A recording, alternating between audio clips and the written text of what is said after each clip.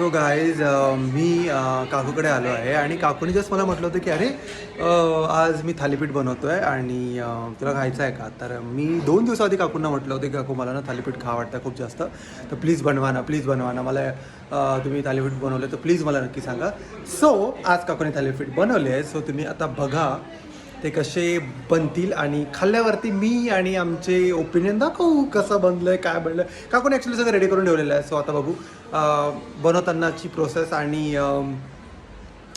Taste करून.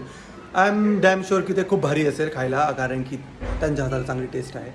So next time मी पूर्ण video टाकेल. जर तुम्हाला पूर्ण व्हिडिओ बघायचा असेल तर मला कमेंट करून सांगा की मला याचा पूर्ण व्हिडिओ हवा आहे. सो मग मी पूर्ण व्हिडिओ बनवेल.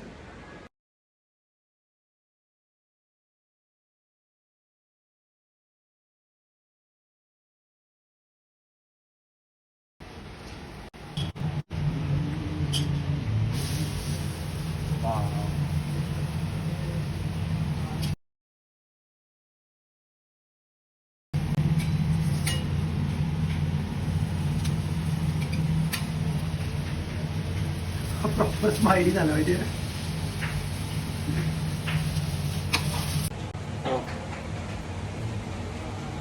हवाला जो आहे ना स्माइली थोडं गरम आहे. आता मी थोडं टेस्ट करून सांगतो कसं झालं असेल. कारण की काकूला ना असं म्हणजे थाय किंवा इटालियन फूड काकू खूप चांगलं बनवतो. हा ॲक्च्युली चांगला झाला. याची मी नंतर रेसिपी सांगेल. तुम्ही कमेंट करा हे स्माइली होममेड स्माइली बटाट्याचे हवे असतील तर, आणि मग काकू याच्या रेसिपी सांगेल. सोपी ॲक्च्युली, मग खायला पण विकतपेक्षा खूप भारी.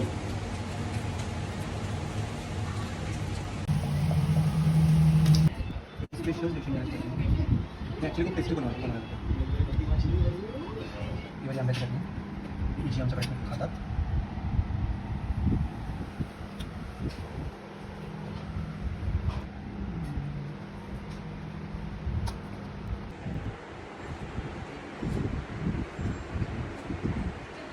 असं मी म्हटलं तर पुण्यामध्ये गेलो होतो तेव्हा असं खाल्ला होता पराठा, आणि काकूकडे मी दुसऱ्यांदा खातो आहे. सो सेम, आणि अजून तिथल्यापेक्षा ॲक्च्युली घरचा खूप चांगला लागतो, टेस्टी पण लागतो.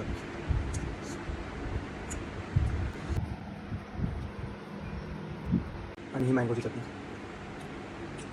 ह्याच्यामध्ये तो जो मँगोचा जो फ्लेवर होतो ना एपिक.